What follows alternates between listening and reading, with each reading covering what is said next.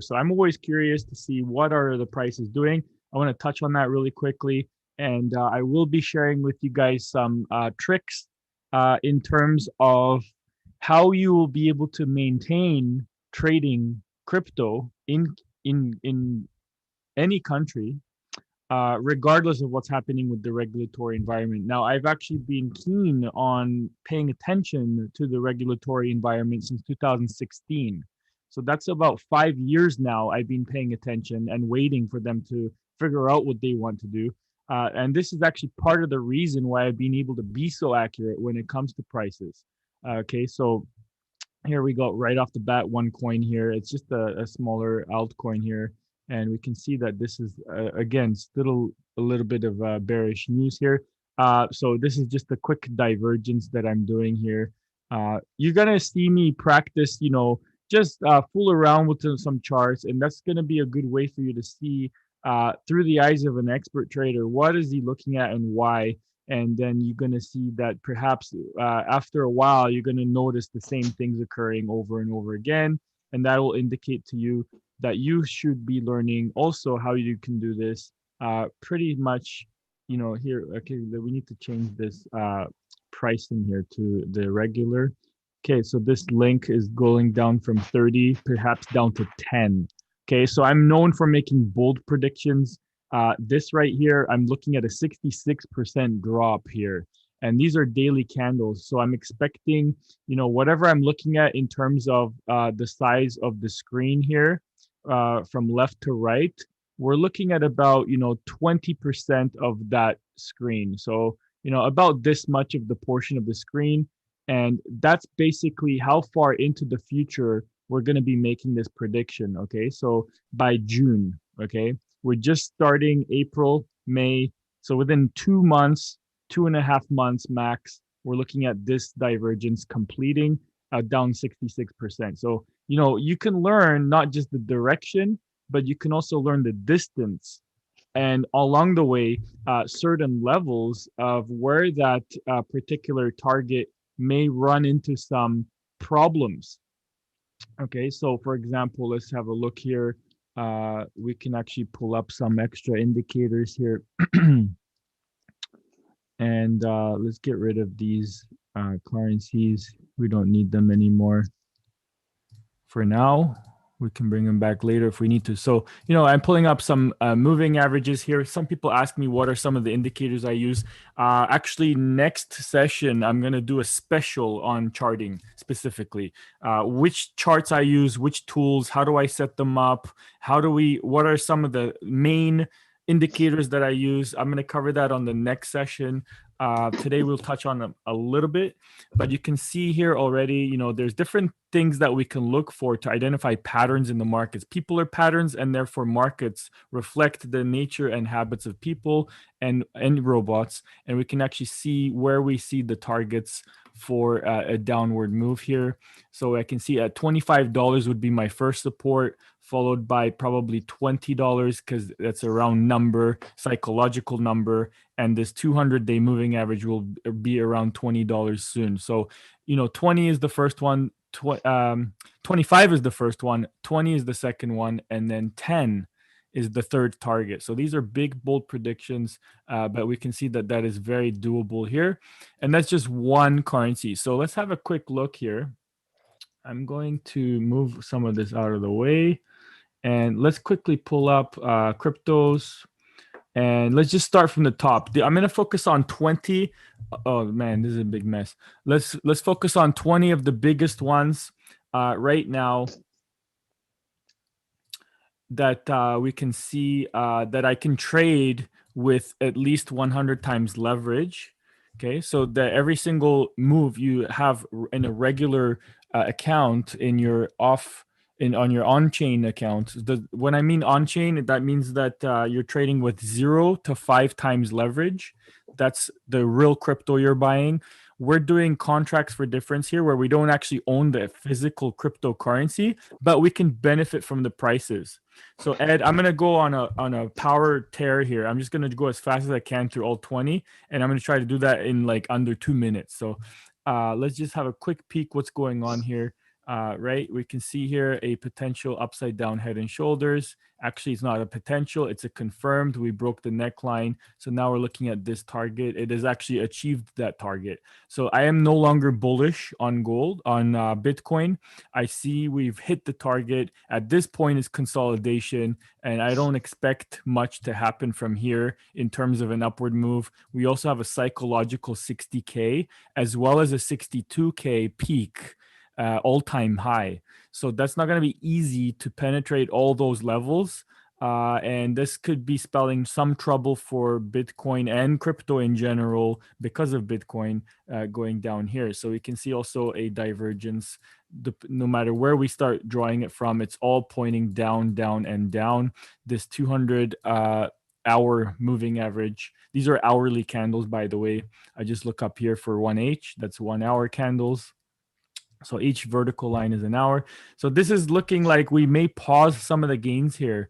If I zoom out, let's look at another time frame here. Same story. You know, I see, well, we are above this trend line. So I can't rule out, I have all my big targets up here around 80, 90, 100,000. They're waiting for me up there. But I don't think we're going to do it right now. Just for the fact that you can see, I'm looking at this peak of the MACD, moving average convergence divergence. This is pointing lower. So, you know, from here, we should be down here, and that's exactly where we are, is doing what it's supposed to. I don't see any major reason why this should be going up right now. Ed, make sure we're muted. So what we're going to see here is this downward move here on the stochastic is looking like the next big move on here. So let me see here. Right. So that looks like we're potentially going to decline a little bit, if not a lot. We did say last week that I'm not ruling out a move all the way down to the 40s or lower. Okay, so that is a possibility that we can't rule out at this time. Anyway, that's Bitcoin, and we spent a little bit extra effort on that one. Ethereum, probably one of my favorites. Okay, so wow, we hit our target here. Okay, yeah, we got our poll here. Fill out which one is your favorite coin, and you know, we'll make sure to talk about it in the future for sure. So here we hit our target for our trade to the downside. We hit that, and then since then it bounced nicely back up. You know, that was actually a nice entry for this stochastic to move higher. However, we're already in overbought territory for quite a while, so that's not going to remain there much easily. We also hit this wall here of these purple lines, which were initially a wedge formation, which resulted in our targets to the upside and the downside here. And we've now since moved back into perhaps this new wedge, but that's not typical. If we can stay a little bit higher, if we go a little bit higher on Ethereum, I'm talking not much here. I'm talking like barely, like if we can go up to like 1950, like $10 or $20 higher, okay, which is nothing on a 1,930 price, then this is actually a breakout. Okay, so this is actually, we want to see, these are 4-hour candles. I want to see 3 of them. If I can see 3 candles completely remain above or at this purple line, then that could mean much higher moves, even record highs for Ethereum, which is contrasting to what we saw on Bitcoin. And we can be bold here and say Bitcoin can drop while Ethereum goes up. That is possible here. Okay. By the way, there's another head and shoulders that was confirmed, and it finished the move higher. So now it's, you know, less certain what will happen next. But if we stay above that purple line, you know, this is just supposed to be the purple line of the wedge. And from that point, we don't draw it any further. But I do extend it just for fun. And it is still meaningful. So if we can stay above that, that is potentially a support line. Now, what are these vertical purple lines? You're probably wondering. These are just Fibonacci time zones. Okay. So these are based off of significant moves in the market. So what happens is there's a peak, and based on that, I can draw the next potential big peak or bottom. Okay, so we are still on schedule to maybe make another peak somewhere up here, right at that line. Now, if we do, and by the way, what's the date on that? The date would be April 3rd. Okay, on April 3rd. So in 3 days. If we do have a significant sharp move higher, April 3rd, I believe it can reverse and come back down. Just because these Fibonacci time zones, that's how they work. You place one here and you extend it based on where you see prior peaks. It pretends where it's going to find the next peaks. Okay. So I'm going to get rid of that. And that's where I've identified we could have a big substantial move and reversal. Okay. So if we do have a run up for 3 days, I then believe we could have a sell off for 3 days. And at that sell off, we would be looking to still maintain a position above that purple line as a support, hopefully. And we, I do have this nice channel up here that is up to 3,000 possibly within the next couple months. I can't rule that out. I do see potential gains up there. What about to the downside? To the downside, we can see this level is significant. Just pull out my crosshair. So we're looking at 1,500 is a significant level. We have to stay above that level, 1,500. Otherwise, the price could start collapsing a lot more. So we're in pretty good shape though right now. We do have a couple purple lines here that are helping to, I wouldn't be surprised if the price bounces in between these purple lines a little bit longer or crosses them and then bounces along them. And that goes for both directions. Okay. So we're going to be paying attention to that. The good news is we have a solid red channel here, and that is a good triple support. So that's very powerful support. So it looks like crypto is going to be having a good year, despite having started off like with a very high bar to exceed. So there's Bitcoin and Ethereum a little bit. Let's look at the indicators here. The bad news for Ethereum is this next big move could happen at any time in April, in the first week or two of April. Okay, so don't go running out to the store just yet to buy stuff. You are looking to, well, I would say buy the dips normally. However, right now we're at a crucial level where if we have any kind of a dip, that's bad news. Okay. It's kind of like here where we had a dip. We got out of this triangular wedge. We fell below it, and that opened up the door to more selling. So that's the situation here. If we do dip, we don't want to go too low because we need to stay in here or there's going to be a big collapse. Okay. So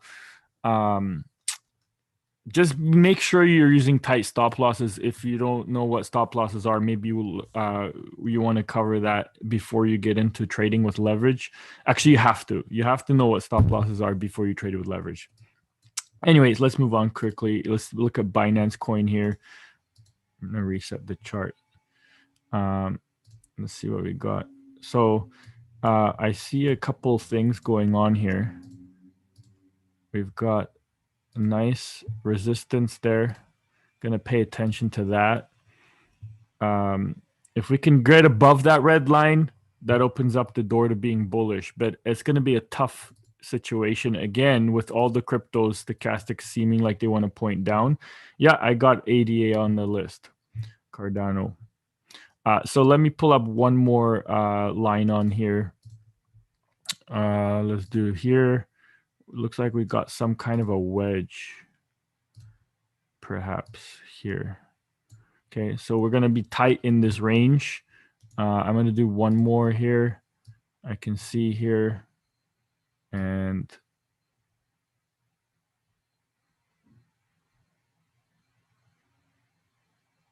there. So we got a couple to look at. Let's do some horizontal lines. I need to see something. We're above that horizontal line, so that's bullish. We broke that. Now we're just trying to see is that a fake out or not. It needs to prove that it can stay break above this line. It won't be difficult because this is just a one-time peak here. So that'll be easy to break that line.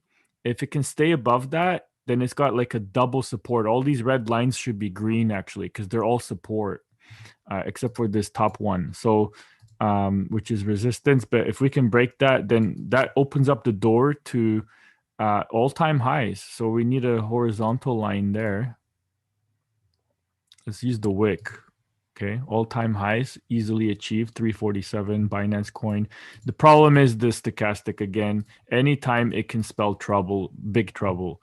That's Binance Coin BNB. XRP Ripple, same situation. We got similar wedges going on all across the board. These are 4-hour candles. So I'm looking kind of like for swing trading.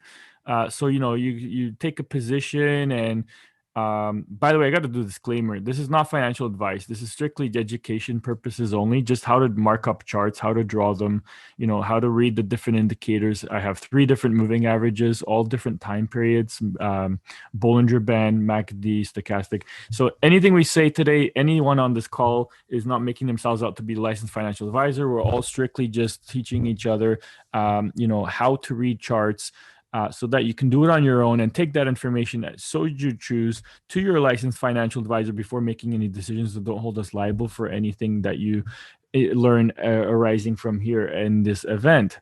Now, what we can see here, that we can expect consolidation to continue and in fact narrow, and it'll look very peaceful, but don't be misled. That is the quiet before the storm. Basically, how big will the storm be is the same size as the beginning of this wedge. So you take that same size move expectation after the wedge is broken out, either to the upside or to the downside. So you can see that's off the charts. Okay. You're looking at a big move, like from 50 cents down to maybe 15 cents if it breaks below that wedge. So, you know, this is a move where you can actually pay attention. And as long as you notice it move below there, what's it going to do? It'll then move back up to the wedge, perhaps, before doing its final move down. Now, you don't have to ride it all the way down. As long as you catch that initial move, you could potentially get in here somewhere at the top and get the bulk of that decline. That would probably be amplified by regulators. You know, Ripple is already, we mentioned a couple weeks ago, we said that Ripple could end up not necessarily being written off. I said because, you know, because they're being attacked by the securities regulators. I said, what was it, a month ago, that I expect all of them to get attacked now, but they will be the first out of the woods, probably with the green light and the approval to continue operating, right? There's a chance that it could happen. So I saw a nice meme there was with the horse that is actually opposite of Cardano. You know, the beginning of the horse was ugly and then it was a nice looking horse. Now, this is not a nice looking divergence. I should probably have done a different color. These purple lines are actually indicating the divergence that will actually break this wedge to the downside. That's just enough to break the wedge and initiate panic selling, like crazy selling. Okay, regardless of what's happening here. So this is XRP is very dangerous. At the other end of the spectrum, I believe this is one of those occasions where it is actually higher risk, higher return. So if you do get approval of some kind with the regulators, yeah, I'm going to cover that percentage of technical versus fundamental analysis in the slides, which I'm actually about to start. But yes, we're actually looking at, again, 300% to the upside as well as losing maybe 75% to the downside. So Ripple is about to rip up or rip down in a very big way. This is probably going to be one of the more volatile. I don't want to say the most because there's so many coins, but this could be one of the biggest news stories coming, and it has to occur on or before here, which is April. Wow. That's around the time that the regulators gave for a deadline. April for Canadian exchanges and places where you can trade. So that's the absolute latest. Now, I don't even expect the price to stay within there all the way to the end, because that's difficult to not break out of this wedge by then and then explode upward or explode downward. So it's going to be either the death blow or the golden blow for Ripple soon, this next 3 weeks or less, maybe 1 or 2 weeks. So pay attention to what the regulators are saying. Okay, this is something I've always done, and it made me highly accurate with predictions. When crypto wasn't so much possible for me to even look at any technical analysis, I would look these up, and there would be no information on charts when I first started. And even when they started to have information, I wouldn't trust the charts. I had to wait a few years to get some data, and now I believe that they're participating and acting exactly like traditional markets indicators and patterns and candles. Everything that is now, helping to anticipate moves. And it looks like here, if I extend this left, let me just see, extend left line. Look at that. It actually hit that peak perfectly. So that's right on the money. This is a very long-term resistance we're at. If we break this, there is no telling how high it can go. Your guess would be as good as mine, because there's no more information. I don't want to say that if we break this red resistance line, there's a chance Ripple could become the dominant crypto. As long as it doesn't do a fake out like here, where it quickly came back down. Yeah, it's possible. They're dealing with securities and they may become friends. You never know. Anyway, so that's Ripple. So Litecoin, we see more wedges and trend lines. Let's see here. Oh, wow. Okay, so what I got here is a couple things. We got a trend line. This is the opposite direction. So for Litecoin, it's the opposite of Ripple. It's got the line underneath. So if it falls below that, it's in terrible shape. It's in big trouble, and it needs serious help. Totally different mood over here. But we can see here, let's pull up a quick trend line. Let's draw from here to here. Let's change this to blue, and let's get rid of the extensions. And I'm going to show you something cool. Blue sucks. Let's change it to, actually blue's fine. Let's leave it there.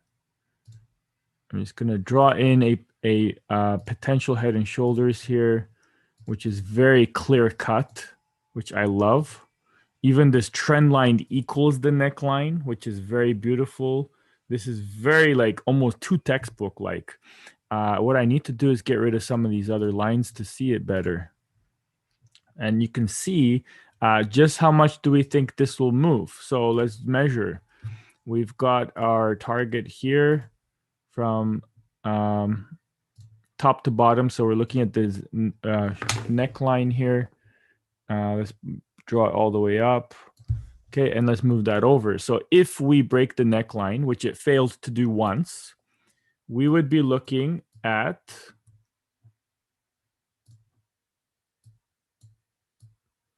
let's see the price here, $80 or even less. If it had broken there, it would be around $70, $75 for Litecoin. Currently, it's $198, which is just underneath a psychological resistance. So I'm going to put that here, and I'm actually going to right click on this, do settings, coordinates, and let's type in 200 exactly, enter. All right, so it's got to fight that level. If it can stay above 200 with the 3 candle confirmation, then it'll be okay. But even then, it's not in great shape, because with the head and shoulders, it needs to stay below this line, and it can still count as a shoulder. Okay, we would just adjust the blue line to be over here instead. Okay, that would be the new shoulder. So Yeah, so that's not good news. Even if it can go higher than this red line, it's still not out of the woods. It has to go above this line, and then we have no longer a head and shoulders. Now, on the other end of the spectrum, if we fall below here, let's pull back that measurement we had from here to here, and let's see how far down it'll go. Since it didn't break down here to go to 70, it'll be higher now because the neckline is increasing. Let's say somewhere up here, if it broke the neckline, then we're looking at closer to 90 to 100. Let's just call it around $100, losing 50% of its value. And how long would that take? Not very long at all. Again, let's do about 20%, 1/5 of the chart. That leads us into May. Okay, so 1.5 to 2 months. We also see here sooner than that, we have a period of time where this consolidation may happen and then explode back down. So we're about to have some crazy moves in crypto in about a month or less, maybe 3 weeks. So stay tuned. Next week we've got another meeting, and we'll be getting closer to see. Did we break above this line? Then that will make me more bullish. If we fell below this line, I will become bearish. Okay, so right now I don't want to pick the bear camp or the bull camp. If I have to for Litecoin, I would probably say there's much more risk for siding with the bears, because if you're it's actually safer to side with the bears, because if you do, you may have a massive payoff. However, if you're siding with the bulls, and even if they're correct, they're going to have another struggle here at the all-time high.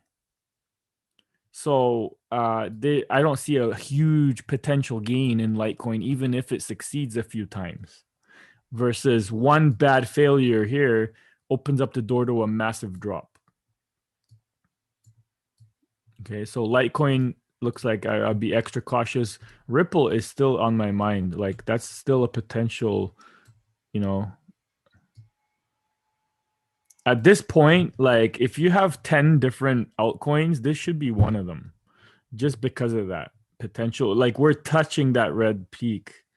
Okay, and I don't have a position in this, and I don't plan to buy one, but I maybe should, is the point. So let's see Bitcoin Cash here. Okay, so here we have a head and shoulders we drew earlier, and it looks like it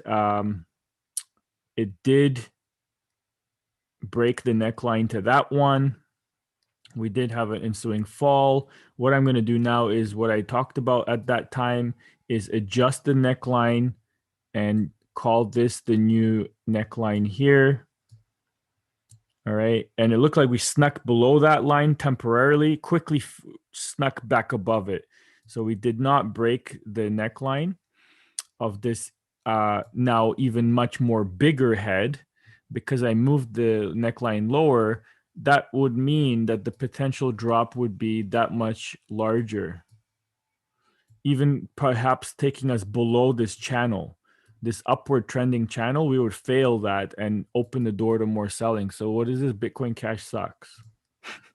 It's actually at the middle of this channel.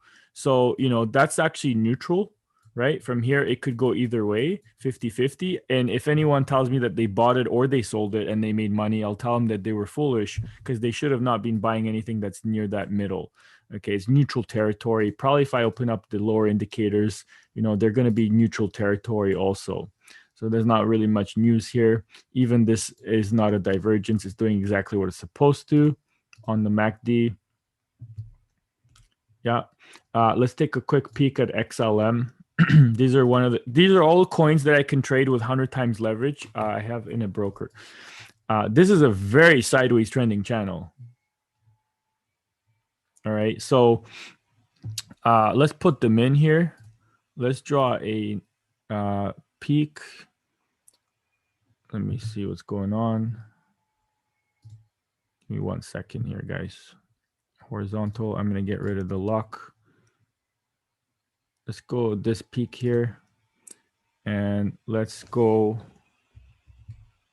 down here for the support. make it green. Let's put a midway point line, which is the most common, and make it yellow-ish. All right, so there's my channel. We're, again, smack in the center. So I don't love that either way. What I would be doing, though, is for those that are aware of resistance and support, maybe they know risk-reward ratios. So what I would be doing is maybe buying something here to go back up halfway. So only if the price comes down to here will I buy it to go back up to here and get out at the current price. Okay. And I would actually do a twin trade. So I would actually do two of them at the same time and have the same stop loss. But the next one I would open up to go up all the way up to this red line or just underneath it for a nice 2.9 ratio. So we're making $3 or we're losing $1. All right. Now also we would do the same thing for the downside. So I would be patient for this one is what I'm trying to say. Get in maybe somewhere only if the price, let's change this to black. If the price were to go to here, only then would I sell, make profit to back towards the middle, and maybe do a twin trade and one all the way down to here. Okay, so I will put that in so you can see that. Short position number 2, and this time all the way down. Okay, so that's how we trade risk-reward ratios, where I'm making $2 or $3 every time I risk losing $1. And we may have to make that stop loss higher. Okay, so we still have a good 2.9 risk-reward ratio. Anyway, that's, what is this? XLM. So it's stuck in this narrow range. And I just want to check something because I have a feeling if we double it up, it's probably exactly the peak. So I'm taking this width of this channel and just making it double. And as we can see there, it turns out that this red line up here could indeed actually be yellow. All right. And this one here would actually be green. And we can even make it dashed. And then we can make a dashed one up here. So we actually can see that that could perhaps be more bullish than originally expected. Okay. So if that's the case, what happens now is we can go ahead and do our scenario that we had earlier with these risk-reward ratios, right? And this time we could enter right now, make our stop loss below the green support line, and then maybe go all the way to the top. Maybe do a twin trade. So we have 2 going at the same time, and then exit 1 earlier, maybe around the yellow line. Okay. So that's how we play with risk-reward ratios, and we can only do that if we first learned how to draw the resistance and support. Okay. And I'm not going to get into Fibonacci's or anything like that today, but next time we will. So yeah, this is interesting for XLM. Tron, holy crap. This is something looking like it's worth selling right now. You know, the steeper a move is, the more likelier of a reverse dead cat bounce. Or if something moves up slower, it's not as likely to go down as much. So this is a perfect opportunity to catch this wave down. It just happened in the last 4 hours. This is a very beautiful overbought stochastic, ready to go down for the next big move that's in your favor. This will probably top out and start falling a little bit. That's more than enough to make some money here. How much money? I'll tell you. I'm going to pull out my, instead of my time zone, I'm going to do a regular Fibonacci. Let's go. You know what? I'm going to be conservative. I'm just going to pull up the last move only. All right. So what we can see here, it's already moved down to that first point, the 23%, which is weak. This is the one I pay attention to. 38%, 50%, and 61.8%. Those are my three targets. Okay, so we can see that price is at 80 at 8 cents. 8.2, 8.3 cents, and then 8 cents, and then 7.6 cents. Okay, now the target would be even lower if I adjust this Fibonacci down to here, which is still reasonable. Okay, I'm going to turn on the Bollinger Band. Wow, it's right at the top band. You can't even see it because it's drawing up along the upper band, which is ridiculous. A 50, 100, and the 200 moving averages are all down here. So this is very bearish. Indicators are very bearish on the 4 hour. Let's quickly pull out to the 1 day chart because this is worth spending time on. You can see here we've got this peak that's relatively sideways, slightly upward. So if I replicate that, we're looking at 78 cents. Or not 78 cents, 78% is actually 6.2 cents. If you're not looking at Satoshis, you're counting this as pennies. So this is very bearish. And look at this daily stochastic. It's got like tons of juice to the downside. This one's one of my favorite trades so far, regardless of the news. Okay, and then 4 hour we saw. Let's go in, zoom in more now for the 1 hour. You can see we're a little bit getting late now once we've zoomed into the smaller time frame. That's a perfect fresh cross to the downside. This is starting to be neutral, but it's still got room to continue if it wants. If it doesn't pause in the middle, if it just continues, we're in good shape for the downside. The middle Bollinger Band is down here. Let's zoom in even further. And they'll probably find that it's already too late because it's already dropped, and these indicators will be all the way down to the bottom. Nonetheless, the 15-minute chart does show that the stochastic is now at the bottom. So maybe what we'll do is wait for this 15-minute candle chart to come back up to here, and then we'll ride the wave back down the second time. I don't believe this MACD will be as high as it was before. So there will be a divergence in the future, and that will be indicative that we could go back down. Even if the price jumps up a little bit, we can get a better deal and then, ride the wave lower. So going to be paying attention to that. By the way, I just drew a head and shoulder. So if that really happens, then we can see quite a sell-off here happening for Tron, probably following Litecoin. Maybe even Bitcoin, maybe even everything will go down. Okay, so got to be cautious this week. XMR. Oof. Okay, so nothing special doing with this divergence here because it's not a divergence. It's doing exactly what it's supposed to. But here's the bad news. It's within a channel that's downward trending.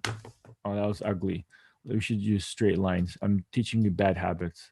Okay, so that looks like not the greatest thing. The only light at the end of the tunnel is that if we do get a nice move up here, we do have a maybe upside down head and shoulder. Okay, so that could get us back to the top of the channel. Looks like April 1st, 2nd, 3rd, or no, actually these are 15-minute candles. It looks like in an hour, it might be a good time to buy it. Or less by the time we're done this presentation, it might be good timing. If you want to remind me, you can. XMR.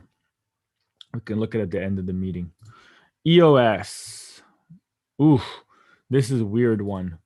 We got a conflict. So obviously I already know in my first second of looking at the chart, I don't have to spend 10, 20, 30 minutes. I could spend 3 hours talking about what I see here. But I can just basically spend 1 second and know I'm not trading this. Why? Because I can now move on to the 10,000 other charts that will probably have a better setup where everything is aligning nicely. Here, it's not aligning nicely. I get a conflicting message on the stochastic saying it's going to go up, but I also get a conflicting divergence on the MACD saying it should have gone down. At the same time, we have a head and shoulders may be forming. So even if it does manage a little bounce, unless it makes an all-time high, then it will break the neckline and this 50 period moving average, and then that'll open up the door to selling down to here, some support there, and then probably even all the way down to 440 from the current 480, right?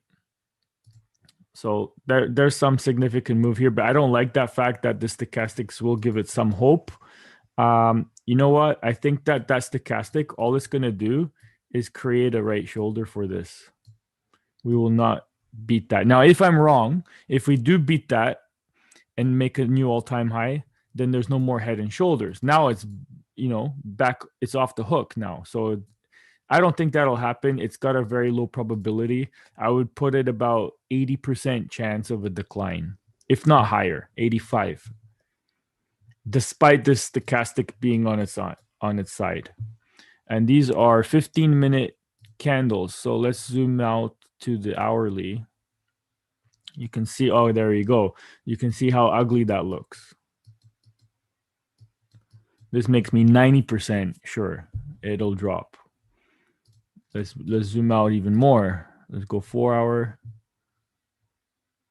Yeah, same thing. Now, as soon as I move this over and I see it's not the all-time high, okay, so there's now some good news. Okay, it's not going to be terribly difficult. In fact, I'm starting to see more good news. Let me look at this trend line here, which we've broken. Okay, so we have actually broken this trend line, which is very bullish. Okay, that explains this burst ups all of a sudden. It released the pressure and it may continue. We could revisit all-time highs around 550 for EOS. It is one of the more popular ones. What I'm going to do here, just to double check something, I'm going to draw in an actual trend line on the MACD.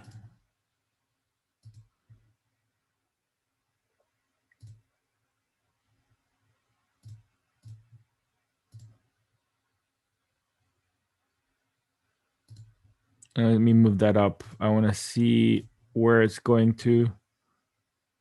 Okay, it's got slightly more room to the upside. So it's too dangerous to be buying anything that's already spiked up like that. I would try to catch it on the next wave lower. How are we doing for time here? Okay, I'm going to speed up here. Do you use a Wix for trend lines? Okay, yes and no. So myself personally, my preference is not to use Wix. And here's why. You may get this abnormal move once in a while. Does that mean you should draw the trend line there? No. I would rather stick to where I get a whole cluster of bodies, right? And you may even find that you'll even find a wick that does agree with that level, okay? So that is nice to see, okay? But that's the only time I really pay attention to wicks. I usually ignore them just for the fact that they're one-off. Usually, some unreasonable news happened that one moment, but then everything reversed back, and it didn't manage to stay down there for long. And I'll take it a step further. I'll even tell you that I'll ignore entire candles sometimes. Okay, and I'll just draw where it touches most of them and pretend that never happened. Even a whole body I can ignore sometimes. So obviously I don't like doing the wicks. Now I have to tell you it's about 55-45 in terms of traders out there that do use it. Okay. The only rule is this: if you're gonna use the wick, go wick to wick. Don't go wick to body or body to wick. Okay, that's breaking the fashion sense. So stick to consistency. And I do use wick to wick when I'm doing Fibonacci. I'll give you an example. When I do 2 Fibonaccis, Okay. So for example, let's do one here. Okay, so I got my Fibonacci. I'm gonna use this peak, and I'm gonna go down to the body of these candles here. See, there's a little wick there.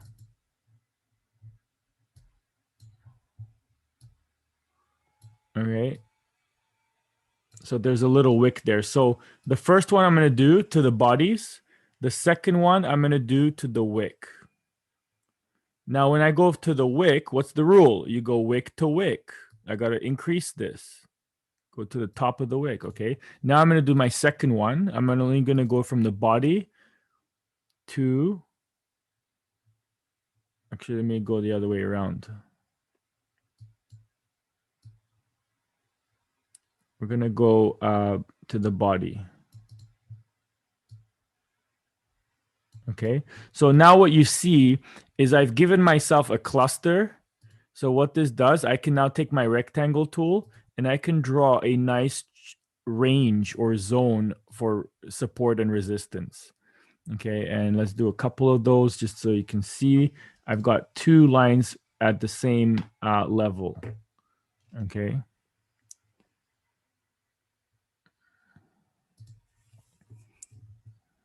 And then obviously the last one is the widest one that we have two different levels. So it gives you an idea, and you just treat those the same way you would. So let's go 78 and 78. Now, if you want a shortcut without having to do this the hard way, I'll show you a shortcut right now. Okay. You go to indicators, click on volume profile, and click on visible range. Okay. When you've done that, you'll open up this neat little tool here. And what it does is it shows you the range. Now, what I've done is I've made this to be narrower. So you click on the settings. Instead of 24, I put 48. And I can also make this stick out more onto the chart. So this way it actually gives you a nice indication of where are the time periods where the price likes to hang around. Okay. The biggest one gives you a red line even. Okay. And if you actually use these as kind of a way to cheat, where to draw support and resistance, it'll help you. In fact, I'll get rid of this so you can see that, right? So you just copy where they put them and then get the rectangle tool and just draw them there. And you'll see that indeed it gives you significant levels, right, in the market for price action. Okay. And this automatically adjusts. So if you zoom out to a different time frame, it'll correct it for you. We were not supposed to do charting today, but I can't help it. Okay, so that's just a quick way to do it. But let's move on here because I want to show you some more important information that we have that is going to teach you some stuff. Not that this isn't teaching you, but I was just supposed to look at the prices to see, do we see any significant levels we're paying attention to? What's this? IOTA. Here's our price target, 145. And you can see how this tool works. It shows me this key level here instantly. And here's a second support level. So again, I take my rectangle, I draw it there, boom. I take a second rectangle, I draw it here, boom. So I got two support levels. I know what I'm paying attention to. Now I can turn off my tool because it's in the way. Maybe I can turn on some other stuff like Bollinger Bands, moving averages, and I got a whole bunch of support levels to watch for. However, we see a nice head and shoulders developing here. So that is trouble. And that blue line is the neckline also of this head and shoulders. Now we'll see if it can stay. If it does go higher, that's still a shoulder. Okay. Again, it has to break the neckline. It's not enough to go down to the neckline, although that's already potentially a short position. If it breaks below, we're coming down to here, the height of this, right at that support that we drew, 1.2. So that's IOTA. Let's see, Neo. That's also a popular one. Look at this spike here. Did it have some kind of breakout? So this is wanting to be a head and shoulder and making a new shoulder. So I have to redo that and say that's the shoulder. But we'll see if it breaks this peak or not. If it does, then it's off the hook. We don't have a bearish looking move down to 24 bucks from 50% drop. So that's going to be crucial if it can go a little bit higher. How much higher? Good question.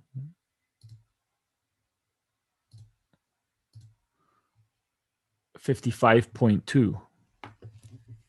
If it can get to 55.2 and stay above that, and then this can continue on the upward trend potentially. Let's make that green like it's supposed to be. I also see a second trend line. Anyway, that's enough charting for today. Let's maybe do a couple more quick ones, but yeah, we can see that's a second trend line. So Neo dash, actually, let's go back to Neo. Let's see the indicators. They're bearish, slightly bearish.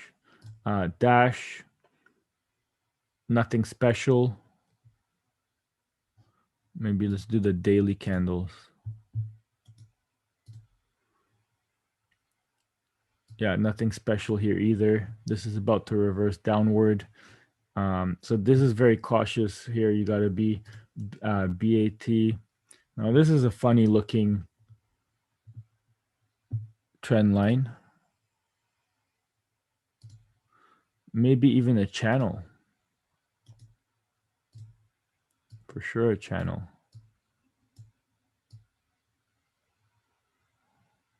Okay, so here's a case where we're touching the candle body and the candle wick, okay?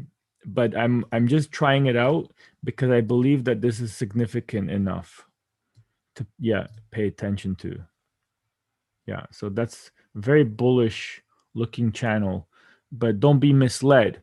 If you have an upward trending line and say the price is just doing its thing here, what if the price just turns perfectly sideways? Will it break below the line? Yes, it will. In fact, the more steep it is, the easier it is to break below the line just by going sideways. So it's not easy to stay in a massive uptrend because that's the whole point of taking profit and being overvalued and these indicators. Now this is not overvalued on the stochastic. So it makes me want to pull up the RSI. Yes, the RSI proves it is over near the top. It's around 66, so 2/3 of the way up. So usually the way you read this is you want it to go back down to 50. So this is, I would be surprised if we do not touch the bottom line of the green channel. It's just the halfway line of the Bollinger Band. I'll be very surprised if we don't touch it, if not even maybe break below it, which would be a retest and open up the door down to 80 cents from $1.17. Basic attention token. But it is an awkward looking chart compared to the others. It's doing its own little thing. Stochastics is neutral, so I can't say anything about it. But this I can say does have a potential head and shoulder. Because it's so clear cut, I like those a lot. And it looks like it actually momentarily fell below the neckline, but then pretended it didn't. So it's still off the hook here. But next time if it does that, I'm not going to be so easy on it. And I'm going to say this is going to come down to 100. That's my target for Zcash. Bitcoin, let's take a look if we see a head and shoulder or cup and handle. I don't know which time frame. Oh yeah. You could do a rounding. Yeah. So, okay, that is a cup and handle. So let me do this way. Arc. Let me put it sideways perfectly. Okay, so what I'm doing here is we've got our cup. And now here's the way you do this. So that is correct. This is very cup and handle like. This is almost perfect. So what we're looking for next is a move down. Depending on how far down it goes, I'm just going to use one of my own trend lines as a guide. It's probably going to be accurate. Then whatever that distance is of the handle, we're going to go ahead and replicate that. And let's actually just move it over the other way. And let's just get the height right. That's all I care about. Okay, the height. So what I'm going to do is get 3 of those.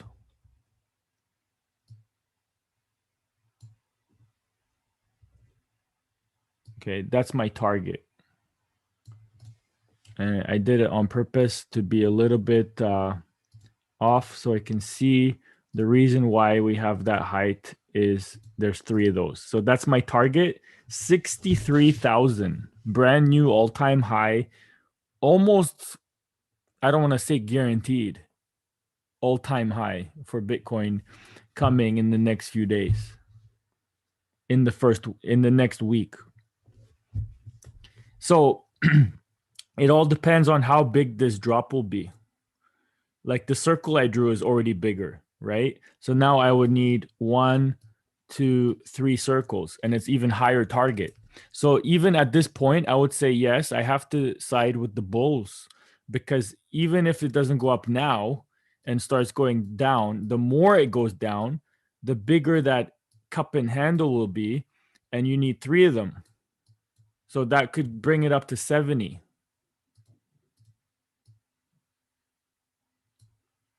Okay, so doesn't matter how low this goes. If it comes down to here, I see it going here. 70K. I don't even know what that trend line is. I drew it a while ago. Let's see what it was.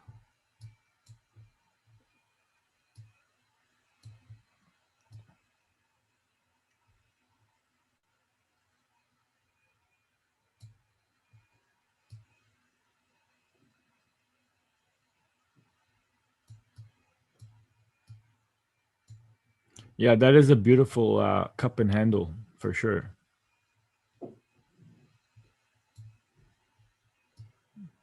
So yeah, that is good news. Anyway, let's leave the charts alone for now. I'm gonna show you guys some cool slides that I just put together. So let's do that right now.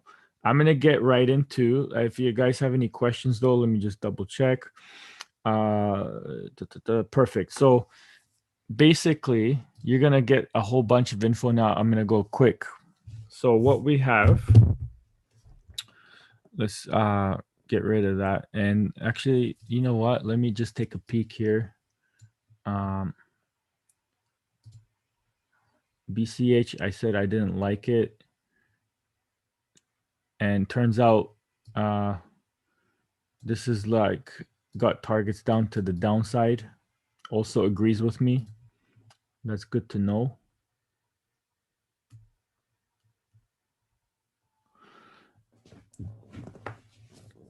Yeah, you can do that. So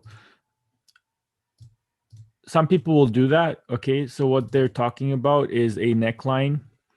Okay, so what you want to see is, I kind of see it here with my eye, right? If we get back above there, then that's where you start buying. I like to be aggressive a little bit more than others and get it right at this point here. So I'm actually saying, instead of waiting for the cross back up here about 59.9, so 60,000, instead of buying it at 60,000, just over 60,000, I'm actually going to be buying it around 57.5. because you remember, in order to have your cup and handle, you need to have a decline. Now, unless you're trying to say that this was the tip and it already declined, there is a chance that could happen. But I would actually, to try to be bullish, hope that it drops, if that makes any sense, because I need a bigger drop. So we have a bigger move. So when it does break the neckline, we have a higher move up to 69,000.